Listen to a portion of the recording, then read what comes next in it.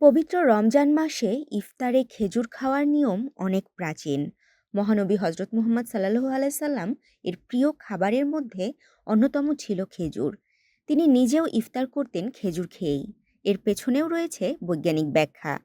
রোজায় দীর্ঘ সময় আমরা খাবার ও পানীয় থেকে বিরত থাকি। এতে পুষ্টির অভাবে আমাদের শরীর ক্লান্ত হয়ে পড়ে। তাই শরীরে দ্রুত শক্তি ফিরে পেতে অনেকেই ইফতারে খেজুর খান।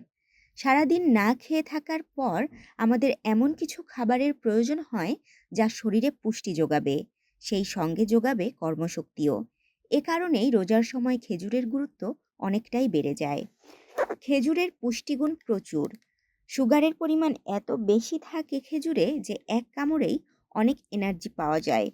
এর মধ্যে iron, potassium, calcium, fibre, glucose, magnesium ও সুক্রোজ থাকে, যে কারণে খেজুর খাওয়ার মাত্র ৩০ মিনিটের মধ্যে শরীরে এনার্জি বেড়ে যায়। সারাদিন উপোস করে শরীরে ক্লান্তি আসে তা দূর করে এনার্জি যোগাতে সাহায্য করে খেজুর।